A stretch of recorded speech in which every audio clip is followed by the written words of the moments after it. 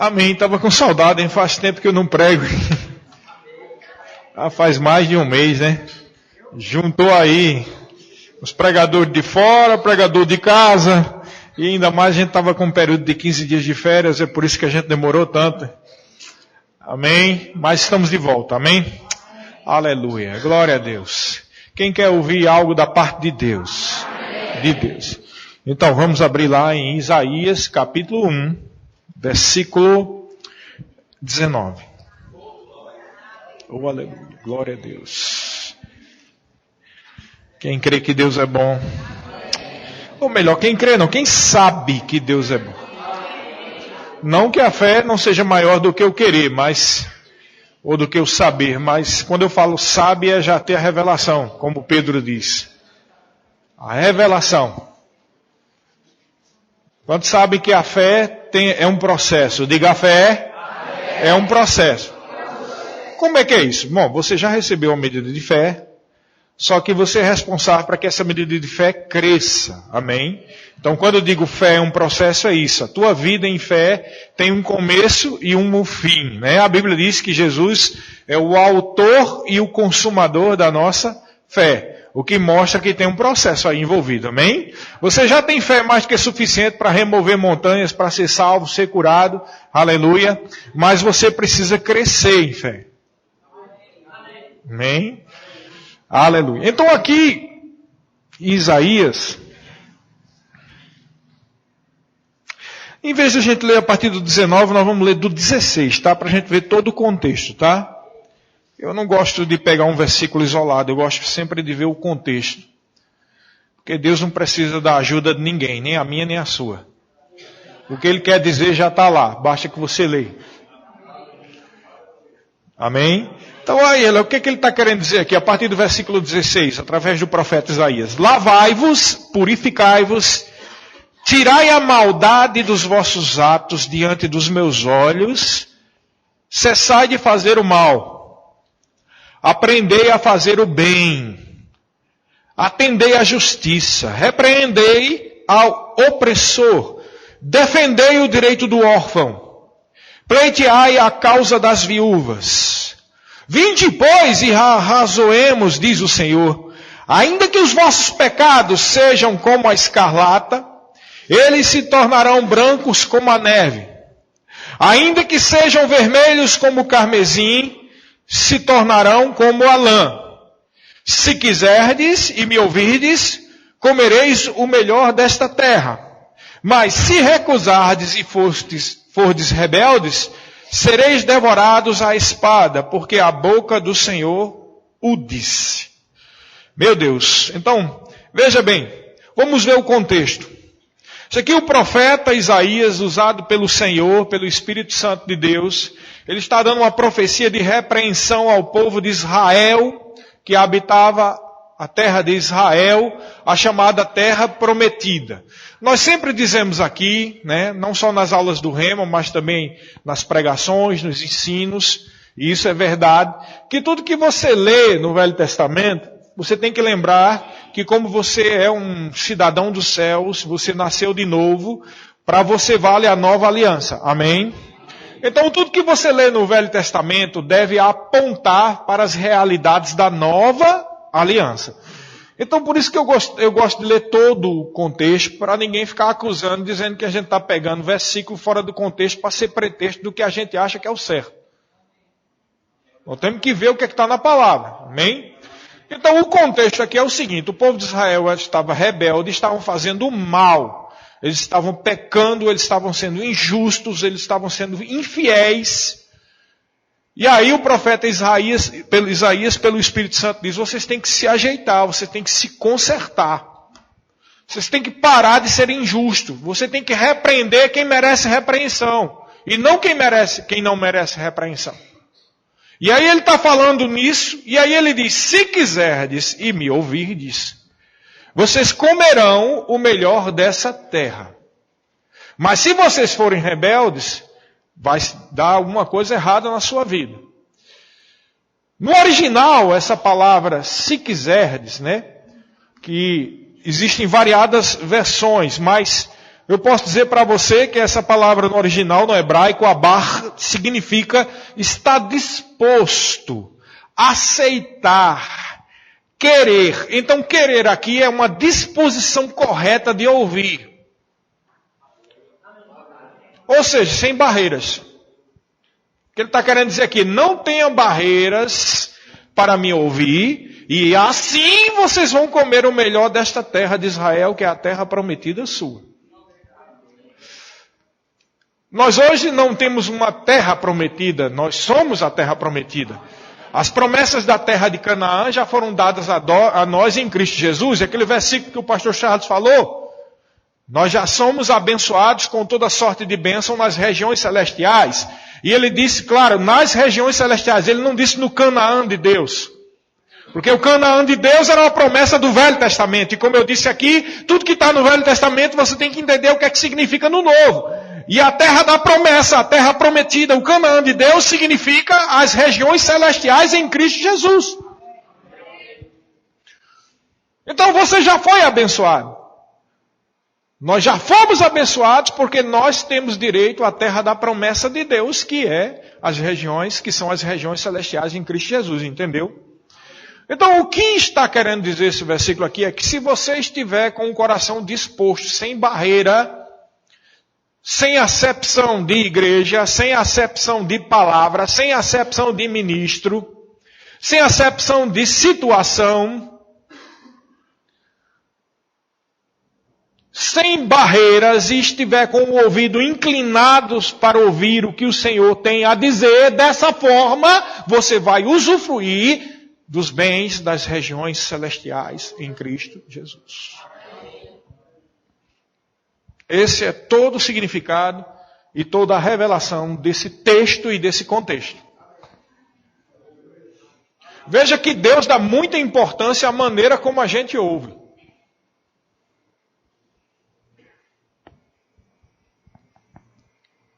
E a maneira que a gente ouve depende da credibilidade que nós damos. Você tem que dar credibilidade à palavra que está sendo ensinada aqui. Porque eu posso te garantir, com a minha própria vida, que a responsabilidade dessa igreja e desse ministério é ministrar só a palavra.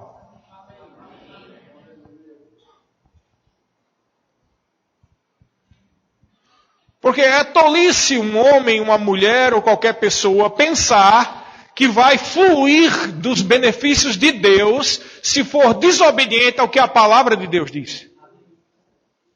Você sabia que você pode realmente ter uma certa bênção, entre aspas, sendo desobediente à palavra? Explicar para você o que é que significa isso. Não é bênção, na verdade, não é uma maldição. Mas às vezes você começa a trabalhar, você começa a fazer coisas no mundo e o dinheiro começa a vir. E portas começam a se abrir. E às vezes as pessoas pensam que isso é Deus dando a aprovação.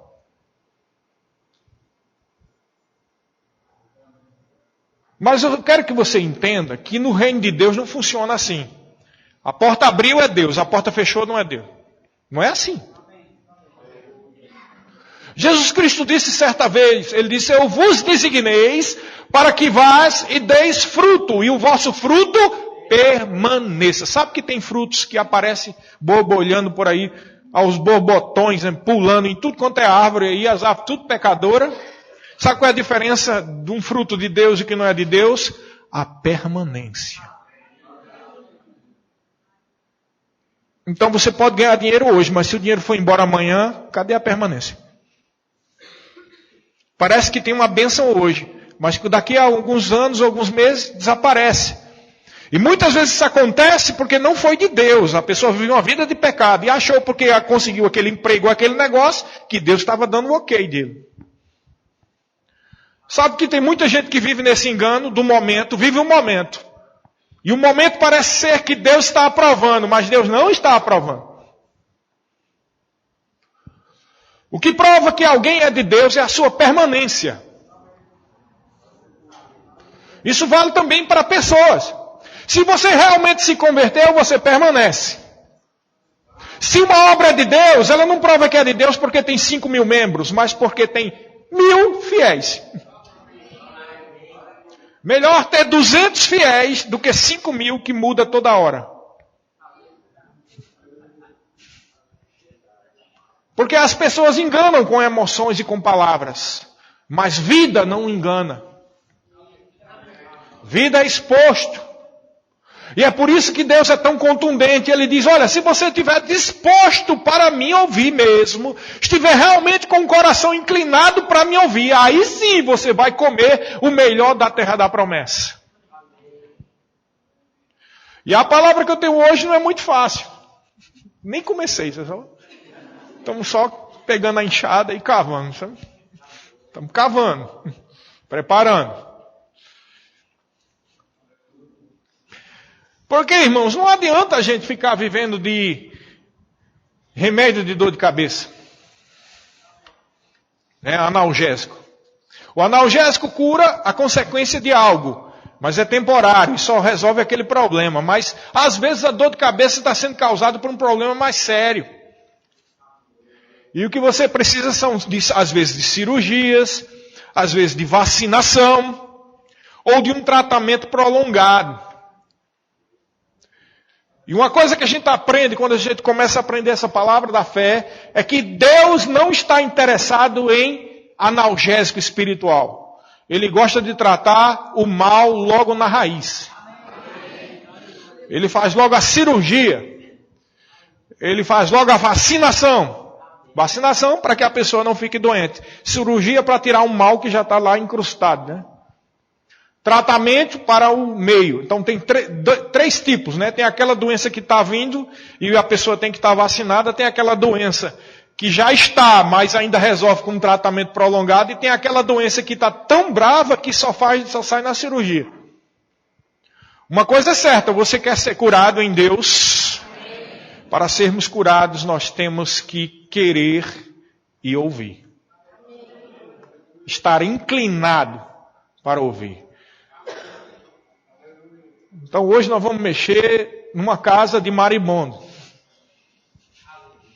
Eu gosto de mexer em casa de marimbondo. Mas não é porque quer viver perigosamente, não. Mas é porque eu creio, irmãos, que Deus é soberano, maravilhoso, sábio. E Ele não quer que os seus filhos vivam na ignorância. Quer ver no que nós vamos mexer? Você vai ver logo quando a gente começar a ler aqui. Olha lá. Vamos lá para Hebreus capítulo 5, versículos 7 ao 9.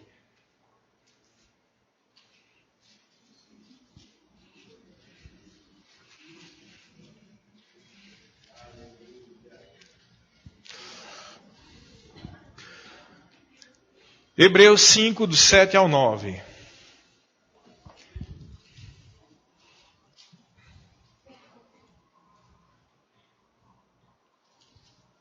Deixa eu abrir aqui que eu nem abri.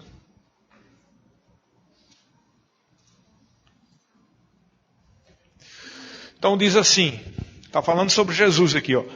Ele, Jesus, nos dias da sua carne, ou seja, quando ele estava aqui na terra, tendo oferecido com forte clamor e lágrimas, orações e súplicas, a quem o podia livrar da morte, e tendo sido ouvido por causa da sua piedade, embora sendo filho, aprendeu a obediência pelas coisas que sofreu. E tendo sido aperfeiçoado, tornou-se o autor da salvação eterna para todos os que obedecem. Você sentiu o peso desse texto aqui? Eu sei que a maioria das pessoas deve estar pensando no obedecem do final, mas aí não é o principal aqui, é outra coisa. O que está escrito no versículo 8. Embora sendo filho, aprendeu a obediência pelas coisas que sofreu. Eu sei que o texto aqui está falando da oração de Getsemane. Ele orou com súplicas. Pai, se for possível, passa de mim esse cálice. Mas aí ele decidiu ser obediente. Claro que ali foi em alguns minutos. Mas quantos sabem que Jesus sofreu? principalmente depois do ministério. Quando assumiu o ministério, ele foi perseguido, foi xingado, foi difamado. Ele foi ridicularizado, foi confrontado. E depois no processo de crucificação, que não começou só lá na cruz, mas desde o sofrimento com Pilatos, né? E com o rei Herodes, ele foi chicoteado, foi cuspido, colocaram uma coroa de espinho nele. E sabe que ele mesmo diz em outro lugar que se ele clamasse a Deus, Deus mandava não sei quantas legiões lá. Ele tinha esse poder, mas ele decidiu ser obediente. Mas a Bíblia diz que ele aprendeu a ser obediente. E é aqui que está a questão. Aprendeu. Sabe o que significa no original essa palavra aprendeu? É no grego mantano, que significa aumentar com o conhecimento próprio, crescer em conhecimento, aprender pelo uso e pela prática, e pelo hábito e por estar acostumado. E quando eu disse que nós vamos mexer na casa do maribondo, é exatamente isso. O pastor Charles falou algo aqui sobre a questão de dízimo e ofertas, e ele disse, quantos sabem aqui que Deus fala sobre dinheiro, e aí ele disse, mas o extremo de alguns não vai invalidar a palavra de Deus. Quem lembra que ele disse isso aqui? Eu vou dizer a mesma coisa. O fato da Bíblia estar falando aqui sobre sofrimento não quer dizer que nós devemos fazer apologia ao sofrimento. Mas também não quer dizer que Deus está garantindo que ninguém vai sofrer. E é aqui que, como diz lá no Nordeste, o cancão pia. Porque as pessoas leem um livro do irmão Reagan, ou começam a aprender da fé, e começam a se iludir achando que nada de mal vai acontecer na sua vida.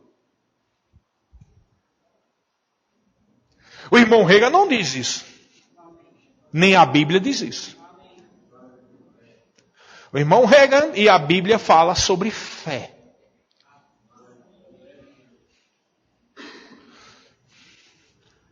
E fé tem a ver com crer em algo que naturalmente não se vê. Mas esse versículo e esse conceito de fé não está dizendo que o mal não vai vir contra você. Da mesma maneira que o mal veio contra Jesus, veio contra os apóstolos, e veio contra a igreja primitiva, e vem vindo sobre todos esses séculos na vida de todos, mesmo aqueles que estão cheios de fé, a questão não é uma vacina ou uma proteção sobrenatural que nada aconteça. A questão é como você está cheio da palavra para não se submeter às consequências do ataque do mal. Então, o mal pode até vir sobre você, mas se você estiver cheio da palavra, ele não vai permanecer sobre você. Viu a sutileza da diferença? Então, muitas pessoas lêem alguns livros sobre fé e não conhecendo a revelação do que significa isso, começa a dizer que nada de mal vai acontecer. Aí sabe o que é que acontece? O mal acontece. E o que é que as pessoas fazem? Se escondem dentro de casa. Ou corre, ou foge, porque está contradizendo a própria vida dela, ou o que estão pregando. Mas a Bíblia não diz isso, que o mal não pode vir. A Bíblia fala sobre estar cheio de fé. A Bíblia fala sobre comer o melhor dessa terra, se quiserem me ouvir. Agora eu não conheço uma só pessoa que está perfeitamente alinhada com a palavra. Nunca conheci. Porque se alguém está tão alinhado com a palavra 100%, vai acontecer com ele o que aconteceu com Enoque e com Elias, vai ser arrebatado. Porque nós estamos aqui nessa terra para aprender, diga aprender. Aprender o quê? Pelas coisas que sofreu.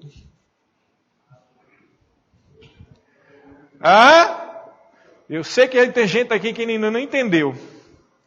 Eu não estou dizendo que Jesus ou que Deus usa ferramenta do diabo para ensinar você. Não é isso que eu estou dizendo, não, meu irmão. Eu não disse em nenhum momento isso. Não pensa assim, não concordo, porque Deus não vai usar as ferramentas de Satanás. Você não, para um pouco, guarda as suas pedras aí. Deixa as pedras debaixo da cadeira. Deixe as pedras debaixo da cadeira e em vez de achar e não concordar com o que eu estou dizendo, vamos ver se você concorda ou não com o que a palavra de Deus está dizendo. Então vai lá para Tiago.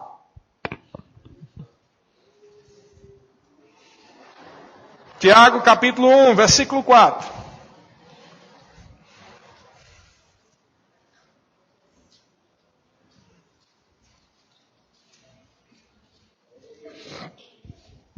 Versículo 2. Capítulo 1, versículo 2 até o 4. Diz assim, meus irmãos, antes de ler, Tiago é Velho Testamento ou é Novo? Então, a não ser que você ache que havia uma briga dentro da igreja, onde Paulo pregava uma coisa e Tiago pregava outra, então havia divisão, então o Espírito estava confundido, e não é isso que você crê, eu tenho certeza.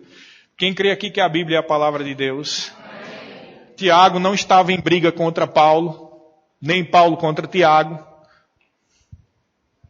Mas se você crê que Tiago escreveu pela inspiração do Espírito Santo, veja o que é que Tiago está dizendo aqui. Meus irmãos, tende por motivo de toda alegria o passardes, diga passar.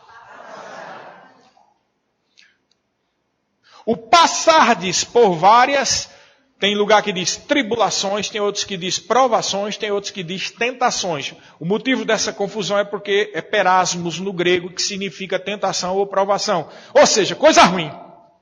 Seja o que for, é coisa ruim. Pressão, xingamento, o que for. E ele está dizendo, tem motivo de grande alegria quando passar por essas coisas. Versículo 3.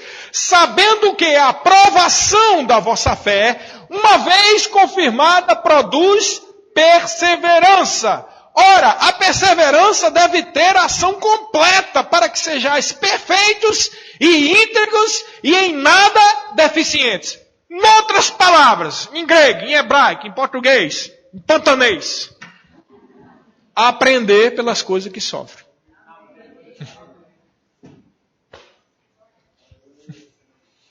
Essa palavra aqui, deve ter ação completa. Ação completa é teleios, que significa... Vou pegar exatamente como foi que escreveu. Teleios significa chegar à perfeição e que não necessita de mais nada para estar completo. Então a perseverança tem que chegar nesse ponto.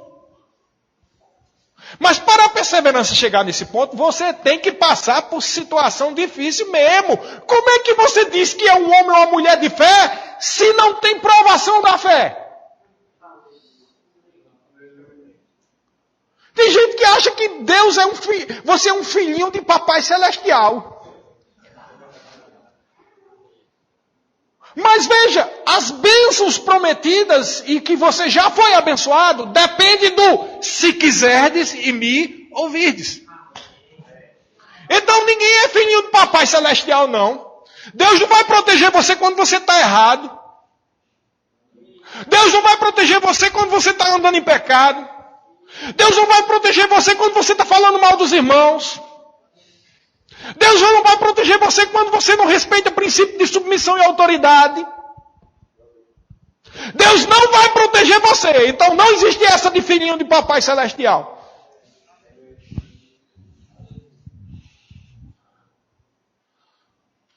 Quando uma situação difícil vem sobre você, você não tem que chorar, botar a mão nos cabelos e sair arrancando o cabelo pelo meio da rua, não. Nem também, não é pecado, mas não deveria você estar pedindo oração. Oh, irmão, ore por mim, pelo amor de Deus, eu estou passando por tal situação. E a palavra em voz implantada, que é poderosa para salvar a vossa alma, não está fazendo efeito, não? A perseverança tem que ter uma ação completa mesmo. Ou seja, Deus não chamou ninguém para ser frouxo. Deus não chamou ninguém para ter espírito de covardia. Não tem que ter medo de nada.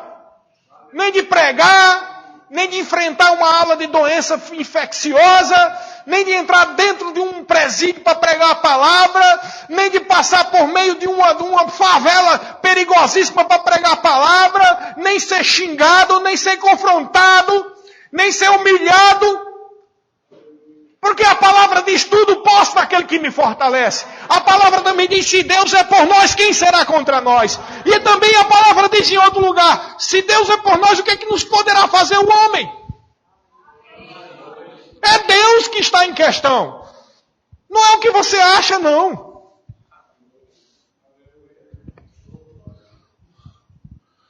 Mas a gente tem sempre aquela tendência de encontrar a zona de conforto. Deus é contra a zona de conforto. Ele é contra, ele não está achando, ele é contra.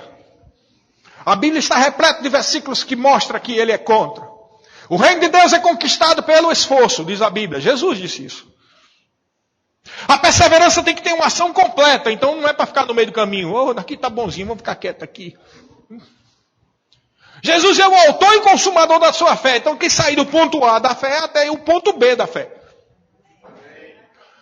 Pedro fala que nós não devemos ser como crianças, como bebê recém-nascido, desejando só leitinho. Você tem que crescer. Pô, quem tem filhos, não espera que seus filhos fiquem eternamente como bebês. Tem que crescer. Mas quantos perceberam que às vezes para crescer você tem que passar por situação difícil? Por exemplo, relacionamento humano. Como é que você vai saber como lidar com as pessoas se você não foi traído, xingado, confrontado, entrou em discussão? Não é verdade? É ou não é? Como é que você sabe viver na vida? Não é por causa disso mesmo? Ou você acha que todo mundo é bonzinho, vai desejar só o seu bem? Aqui, bota o pé ali fora para tu ver o que é que acontece. Vai para uma cidade grande, vai para um outro lugar para você ver. É cobra engolindo cobra. E quem te protege é Deus. Mas você aprende a lidar com as situações pelas coisas que sofre. Como é que eu vou aprender a pregar se eu não for colocado na frigideira da pregação? Como é que eu vou aprender a evangelizar se eu não tiver coragem de pegar o folheto e sair aí e dar a cara a bofetes, como diz? Para você evangelizar, você tem que estar de coração disposto a você chegar no lugar, abrir a porta. Boa tarde, eu gostaria de falar de Jesus. Bah, bate a porta na sua cara.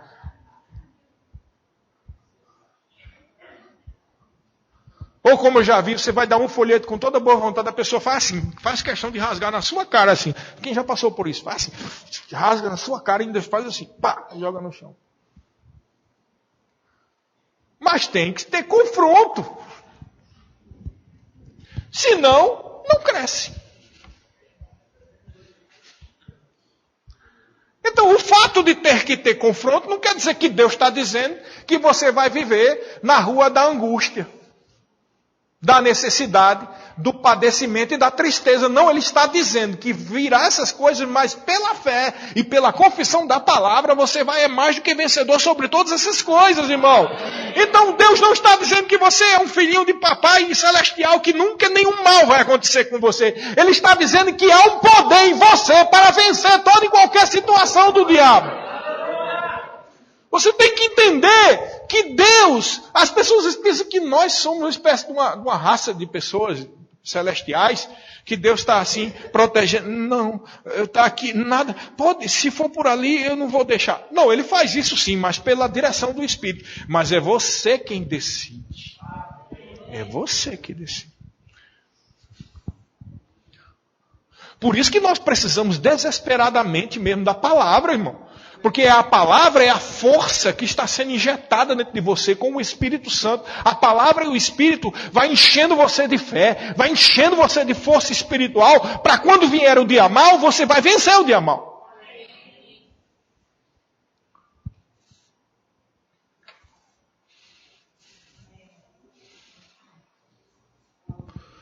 Então, é interessante que a Bíblia diz aqui nesse texto de Jesus, né?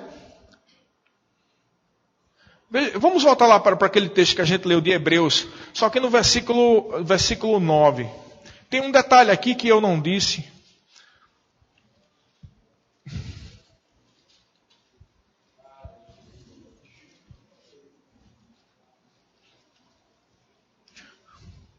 Ele diz aqui, no versículo 9: e tendo sido aperfeiçoado.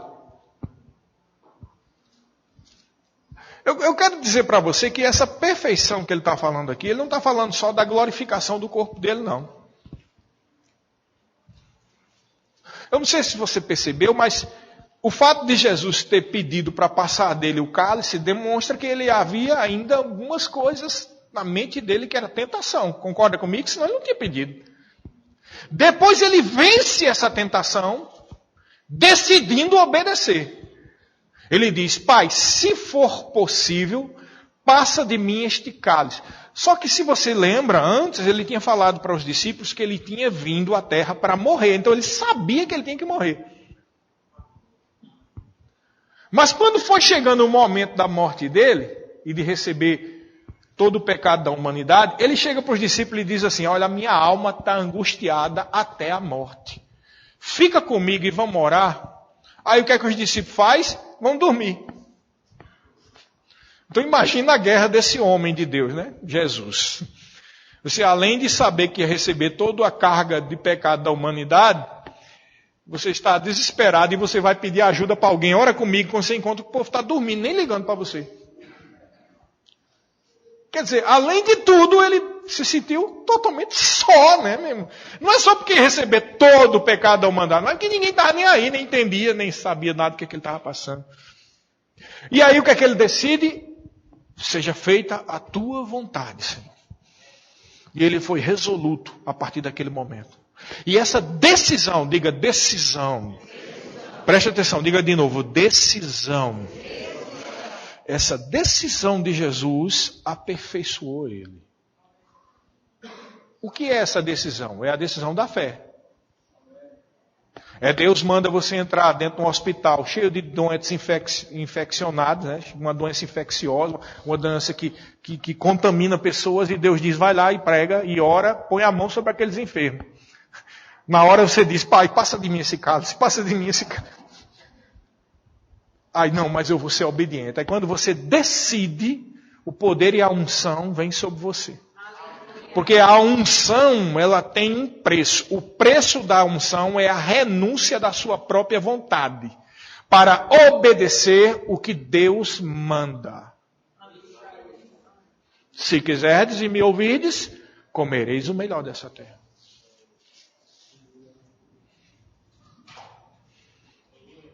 Entendeu que nós estamos falando sobre sofrimento? Deus não precisa de sofrimento, mas você, a tua alma. Esse é que é o problema. Deus não precisa de ferramenta de Satanás. Só que você ainda não tem conhecimento do que você é em Cristo Jesus. E aí você tem que ter uma provação da fé. Essa questão de provação da fé é uma casa de maribondo que poucos têm coragem de mexer. Porque dá a entender, se você não aprofundasse na palavra, que Deus está usando o mal para provar você. Mas não é isso que a Bíblia diz. A Bíblia diz que o mundo jaz no maligno. A Bíblia diz que você vai ser confrontado pelas trevas. E ser confrontado pelas trevas é um momento em que vai haver a provação da tua fé. Então não é Deus que está cutucando as trevas para jogar contra você. É você que está no meio do mar da tempestade chamado mundo. E você vai ter que usar a sua fé para vencer o maligno. Porque foi para isso que Jesus Cristo veio ao mundo, para destruir as obras de Satanás. Mas a Bíblia diz lá em Efésios, no capítulo 1, vamos lá para o capítulo 1 de Efésios. Vamos lá para Efésios, no capítulo 1. A partir do versículo, tem um texto grande sobre a oração, que ele fala para ter revelação, né, do poder que ressuscitou Jesus dentre os mortos, que está dentro de você. Mas aí o que ele diz, no versículo 22 e 23? Ele diz que todo esse poder, toda essa autoridade, e pôs todas essas coisas debaixo dos seus pés, versículo 22, e para ser o cabeça sobre todas as coisas, o deu à igreja, a qual é o seu corpo, a plenitude daquele que a tudo enche em todas as coisas. Então você faz parte da igreja, você é a plenitude do corpo de Cristo. Então você é a extensão de Jesus. Jesus precisa de você para você falar, para você tocar, para você abençoar. O motivo pelo qual você é um sucesso aqui não é para você sentar no dinheiro não, irmão. O motivo pelo qual você deve ser um sucesso aqui é para você ser uma extensão do reino de Deus. Mas como você vai ser uma extensão do reino de Deus se você fica toda hora feito um fracote com medo de todo mundo e de toda e qualquer situação? Com medo da conversa, tá vindo uma doença aí. Ai, meu Jesus, tem que se proteger, né? O Brasil está em crise. Eita, misericórdia.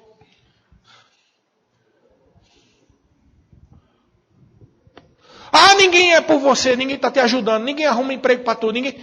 E você vai morrer e você não tem Deus, não? Você tem Deus, você tem a palavra, irmão. A Bíblia diz que aquele que não poupou nem ao seu próprio filho, como não vos dará juntamente com ele todas as outras coisas? Se Deus é por nós, quem será contra nós? Romanos capítulo 8 diz isso. Ele não poupou Jesus, ele dá para você todas as coisas, mas você precisa andar em fé, porque a aprovação da sua fé, cedo ou tarde, vem. E a tua própria vida não precisa nem estar, meu Deus, amarrado, não vai acontecer isso não. Você só vai fazer um apanhado da tua vida no ano atrasado, no ano passado, há 10 anos atrás, não aconteceu coisa ruim não. Quer dizer que ninguém aqui nunca teve coisa ruim. Ninguém aqui ficou devendo, ninguém aqui foi confrontado, ninguém aqui teve problemas, ninguém teve. Ou estava todo mundo escondido, que é para o pastor Sérgio não saber, que é para ele não pensar que a gente não tem fé. Isso é tolice, irmão, isso é infantilidade. Eu acho engraçado, alguém pensa pessoas que começam a falar sobre fé e ninguém, parece até que a pessoa está incólume, está voando. Nunca teve problema na vida, não teve, vá cascavear a vida do cara para ver. Mas isso não... mas a gente não deve divulgar, que é para não fazer propaganda de Satanás. Realmente não deve fazer, mas você mesmo sabe que você tem que usar a sua fé.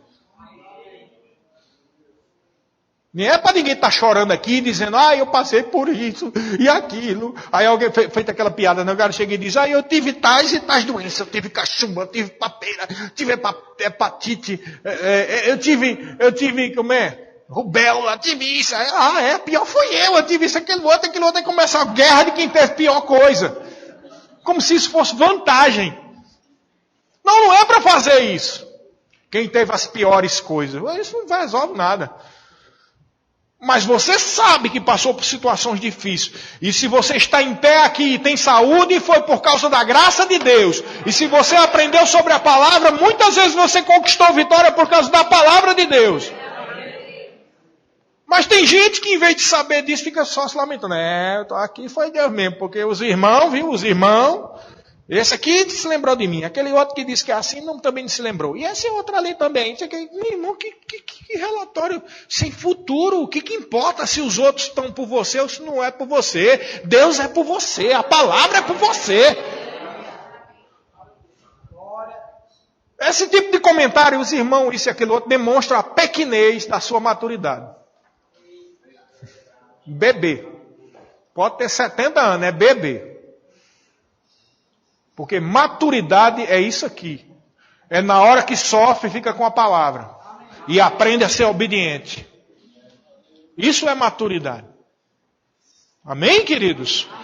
Então, existe um processo do ponto A até o ponto B. Vamos lá para Romanos, capítulo 1. Versículo 16 e 17. E são inúmeros os textos que provam isso. Romanos, capítulo 1, versículo 16 ao 17. Então, olha o que diz aqui. Veja que a conversa deles era questão de vergonha, ou de moral, ou de coragem. Olha o que Paulo diz. Eu não me envergonho, versículo 16. Pois eu não me envergonho do Evangelho. Porque é o poder de Deus para a salvação de todo aquele que crê, primeiro do judeu e também do grego. Visto que a justiça de Deus se revela no Evangelho de fé em fé. Como está escrito, o justo viverá pela fé. Você sabe o que significa esse texto no original de fé em fé? No original está assim, ó. De acordo com a fé até a fé. Então a ideia aqui é um processo de aperfeiçoamento. O justo viverá pela fé. De fé em fé. Hoje você tem fé para ser curado de dor de cabeça, amanhã você vai ter fé para ser curado de coisa pior. Hoje você tem fé para receber o salário, amanhã você vai ter fé para não faltar nada em coisa alguma na sua casa. Hoje você tem fé que você vive feliz, é alegre, a alegria do Senhor está no teu coração, é a tua força. Amanhã você vai viver mais ainda do que isso, com toda sorte de provisão e de bênção. Você já sabe isso aqui, mas tem que cair aqui. Para cair aqui, às vezes você tem que ser provado. É duro, mas é verdade. Qualquer pessoa que tenha coragem de dar a cara para falar a verdade da palavra, porque tem gente que se segura na palavra, mas esconde a própria vida. A palavra diz isso. A sua vida diz o quê, meu irmão? A sua vida diz o quê? A palavra diz isso, mas você tem que alinhar a sua vida com a palavra. E às vezes dói. Tem gente, uma vez um pregador disse, a verdade não dói. Dói para quem não quer viver a verdade. Verdade dói. Às vezes dói. Porque se a verdade está dizendo que você é abençoado, aleluia, amém, é verdade. Não está doendo. Mas a própria verdade também diz que se você não parar de pecar, coisa ruim pode acontecer sobre a sua vida. Já está doendo, porque tem coisa errada na sua vida. Então a verdade às vezes dói. Mas é tantas falácias, né? Tantos enganos, sofismas, jogos de palavras, trejeitos. Não importa os trejeitos dos homens, nem a maneira de manipular as massas. O que importa é o que a Bíblia diz. E a verdade ela é suave para quem está praticando a verdade. Mas ela é dolorosa para quem não está praticando a verdade. Mas Deus não quer bater em ninguém. Deus quer te ajudar. E é por isso que ele diz, se quiserdes, ou seja, se estiver com o coração disposto, aberto, sem guardas, sem barreiras, para me ouvir, você vai comer o melhor das regiões celestiais em Cristo Jesus. Então Deus quer te ajudar, Deus quer te salvar, Deus quer te curar, Deus quer te abençoar. Quantas pessoas pedem para orar para uma cura que nunca acontece? E será que isso é verdade? Será que o pastor Sérgio é um homem ungido mesmo? Orou por mim e não ficou curado. Será que o pastor fulano de tal, o pastor Charles é ungido mesmo? Orou por mim e não ficou curado. Veio o pastor fulano de tal, orou por mim e não fiquei curado. Escuta essa palavra e não fiquei curado. Às vezes o problema não tem nada a ver com a palavra, não tem a ver com Deus, e às vezes nem tem nada a ver com o pregador, nem com nada disso. Tem a ver com a falta de perdão que está dentro da gente, que impede da gente ser curado. Porque qualquer pessoa que tiver falta de perdão não vai ser curado, não. Pode vir um homem mais ungido da terra. Então a verdade está sendo dolorida aí, ó. Tem que confessar o pecado. Tem que perdoar. Mas você não sabe o que foi que ela me fez. Você não sabe o que foi que ele me fez. Não sei, não quero saber, mas eu sei que Deus é poderoso na sua vida. E Ele está dizendo que você tem que perdoar, porque se você não perdoar, você não vai ser curado. Se quiser morrer e ir para o céu logo, vai em paz. Está encomendado pela palavra já. Só é comprar o caixão e já vai. Está encomendado, vai para o céu.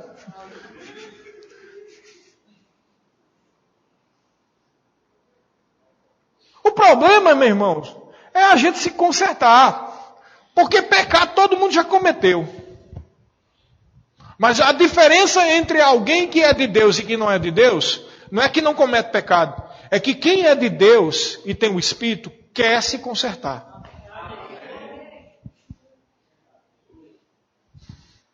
Eu quero lá viver com pecado nas minhas costas, meu, para morrer.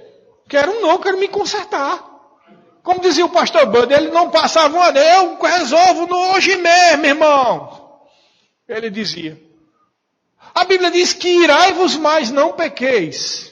Não se ponha o sol sobre a vossa ira. O que ele está dizendo? Quando você irá, não se ire ao ponto de guardar um pecado. E de se pôr o sol, amanheceu o outro dia, você passou de um dia para o outro e não consertou a situação. Irá pode até ser normal, porque você está num canto, é confrontado por alguém, mas você tem que consertar aquela situação ali mesmo, logo naquele dia, não deixa para outro dia não. Porque quando a gente deixa para outro dia, a gente deixa debaixo do tapete. E aqui dali é onde o diabo vai aproveitar para botar uma doença em você.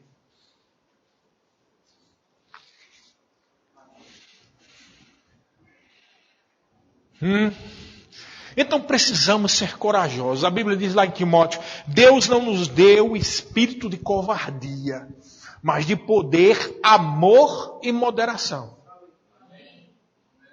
Não tenha medo de situações difíceis. Se encha da palavra e você vai vencer toda e qualquer situação difícil. Não tenha medo de confrontos. Não tenha medo de nada. Deus não chamou você para ter medo de nada, meu irmão.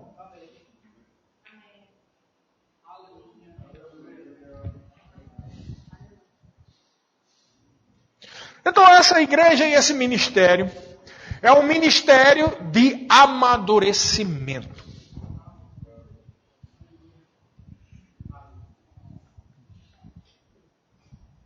Porque Deus está preparando um exército. Deus está preparando um povo. Quando Jesus veio ao mundo, ele foi levantado João Batista. E qual era o ministério de João Batista? Ele dizia, eu sou a voz que clama no deserto. Presta atenção nessa expressão. Uma voz que clama no deserto. Deserto é lugar bom? É lugar ruim. Uma voz que está falando no meio de uma região ruim. Uma voz que está falando num tempo de pecado.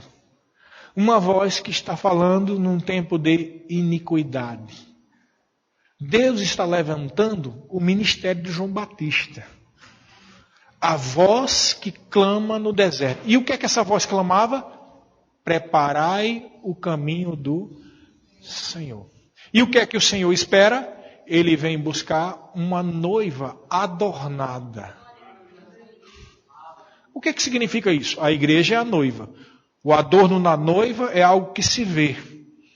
Então a noiva de Cristo, que ele está preparando, é uma noiva que tem sinais, maravilhas, milagres, palavra, firmeza, maturidade. Mas se a gente ficar o tempo todo pedindo para os outros orar por a gente, botando a mão na cabeça, arrancando cabelo, a gente está se preparando para quê? Que voz que clama no deserto é essa? Eu acho que é o deserto que está querendo falar com o próprio deserto. Não é a voz que está clamando no deserto. Porque para ser uma voz, tem que ter a palavra. E para ter a palavra, tem que aprender por meio das coisas que sofreu. Para ter a palavra, tem que ter a aprovação da vossa fé. O que uma vez confirmada, redundará num peso de glória. Para ter a palavra, a perseverança tem que ter uma ação completa.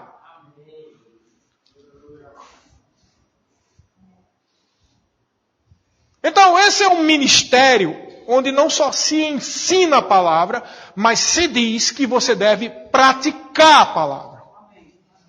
E quando é que se pratica a palavra? Diga comigo, quando se precisa. Diga, quando se precisa. Mas um filhinho de papai, vamos trazer a imagem aqui do natural de um filhinho de papai. Sabe aquele que o pai é, vamos dizer lá no Nordeste, podre de rico? Aí ele estuda mal, também não está nem aí, porque o pai é dono de muitas propriedades. Trata os outros mal, também não está nem aí, porque o pai dele tem muitas riquezas e tem negócios que ele pode gerir. É orgulhoso porque não está nem aí, porque não falta nada para ele. Não dá valor às pessoas, fica egoísta porque não está nem aí, porque não depende de ninguém. Sabe que às vezes você pode se encher tanto da palavra e se tornar um orgulhoso filhinho de papai espiritual, achando que não está nem aí com nada. Mas você deveria estar porque você é dependente de Deus. E você só está em pé por causa do amor, da misericórdia, da bondade e da obra de Jesus Cristo. Como dizia o irmão Reagan naquele livro, O Cristão que Intercede. Ele dizia, apesar de estar cheio da palavra, de ser um homem de fé, ele dizia, todas as vezes que eu subi no púlpito, antes de chegar no púlpito, eu fazia a seguinte oração: Senhor, eu estou aqui e eu prego por causa da tua misericórdia e eu dependo de ti. Então tem gente que parece que não está entendendo. Está tão cuspindo fé que acha que nada de mal pode acontecer com a sua própria vida. Claro que vai ter um momento em que quase nada de mal acontece, porque o diabo não vai ter nem o que achar para arrumar alguma coisa na sua vida. Só que isso é um processo, irmão. Você não é só porque você lê um livro, ou você viu uma pregação ou duas, que pronto, nada de mal acontece. Você tem que dar provas da sua fé, você tem que confessar a palavra, você tem que praticar a palavra. E você pratica quando precisa. Se precisa, então o mal veio. Hã? Você parou para pensar nisso? Se você vai praticar e precisa praticar a palavra a respeito de cura, é porque o mal chamado enfermidade veio contra você. Se você precisa praticar a palavra e confessar a respeito de provisão financeira, é porque o mal chamado miséria está batendo na sua porta. Se você precisa confessar a palavra a respeito da salvação da sua vida, da sua família, é porque o mal está tentando rondar você.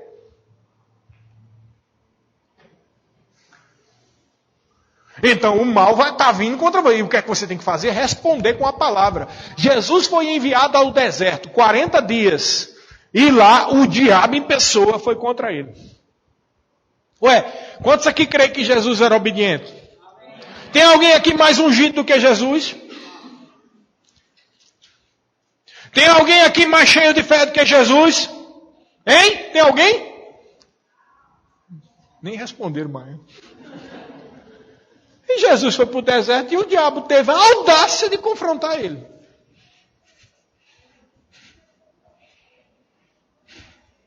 Por quê? Porque Jesus estava com fome, 40 dias de jejum, estava com fome.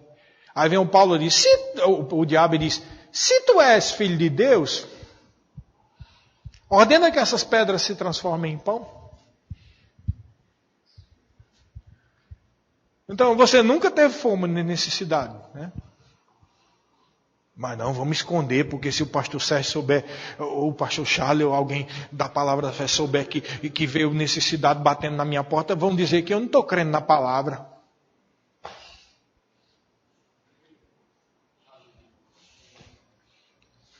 O problema não é o mal vir contra você, é como você vai reagir. Então você mostra a sua espiritualidade e como você reage. A sua reação vai falar para mim se você está certo ou não. E vai falar para qualquer um aqui. E fala para Deus. É a sua reação que vai mostrar que tipo de maturidade espiritual você tem.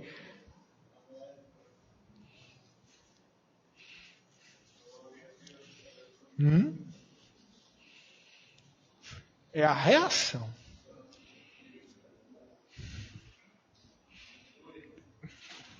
Presta atenção, a vida da gente é assim. É como se a gente estivesse dentro de uma jaula e vem um domador com um pedaço de pau cutucando você. O cão, o diabo é assim, fica o tempo todo cutucando você. Para ver como é que você reage. Ele fez isso com Jesus. Aí viu que não dava certo. Jesus respondeu com a palavra, nem só de pão viverá o homem, mas toda palavra que procede da boca de Deus. Aí ele leva Jesus para cima de um pináculo do templo e diz, se joga daqui. Pô, já que tu disse essa palavra, eu vou dizer também. A palavra não diz lá em Isaías, lá em Salmo 91, que ele vai guardar em todos os teus caminhos e nenhum mal te sucederá? Olha só o atrevimento, até uma palavra de fé foi jogar para ele.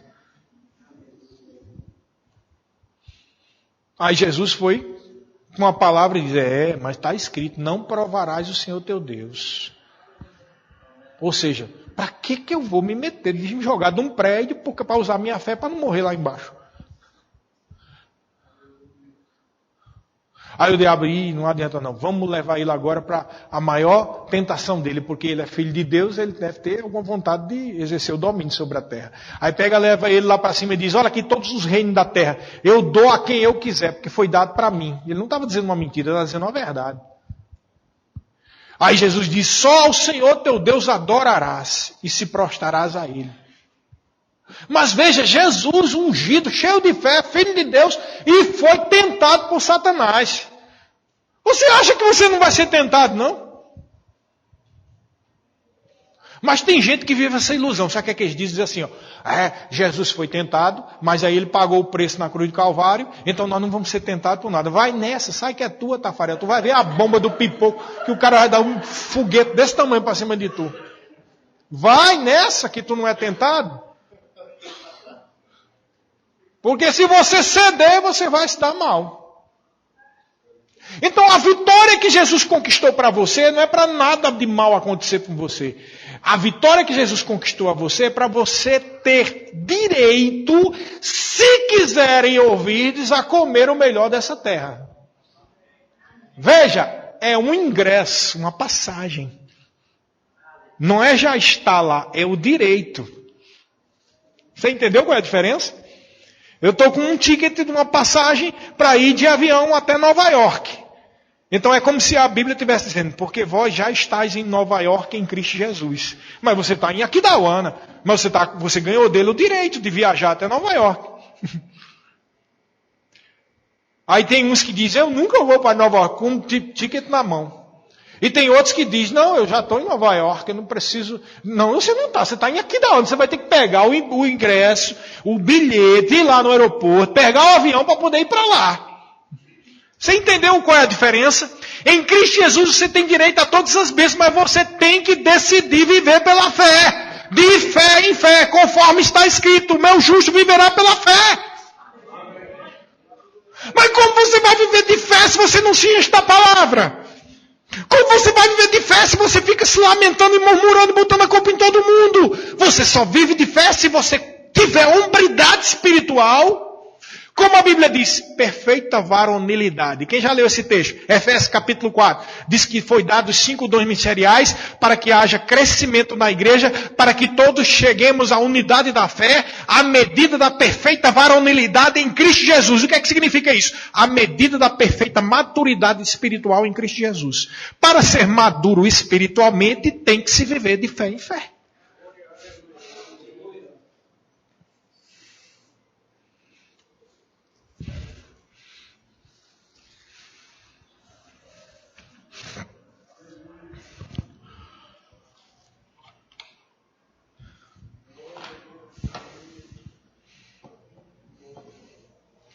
Mas o melhor disso tudo, irmão, não é isso.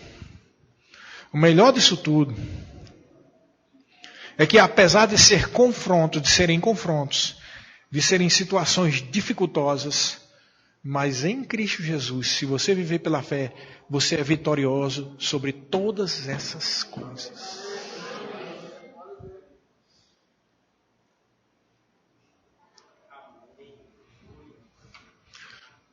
Então, é como se fosse assim. Vou dar um exemplo. Um outro exemplo. Nós fazemos parte de um time de futebol chamado Reino de Deus, Futebol Clube.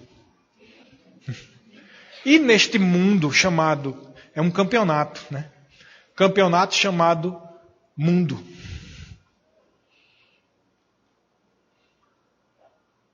Aí, o que acontece com algumas pessoas é que pensam assim, meu Deus, nós vamos ter que jogar no campeonato. Vamos fazer o seguinte, ninguém joga, fica todo mundo em casa. Aí leva WO, sabe o que é WO? Abandono, 0 ponto. Então você só tem uma opção, ou você joga, ou você joga. E o que Deus está dizendo é que nós temos poder como time de futebol de ganhar todas as partidas. Mas só ganha quem joga. Aí tem gente que quer viver sem jogar o jogo do campeonato chamado mundo. Não, o pastor ora por mim. Não, o pastor Charles ora por mim. Não, o Wesley ora por mim. Eu vou ficar quietinho aqui, não vou fazer nada, porque eu sou um coitadinho de Jesus e ele vai me proteger, vai levar gol.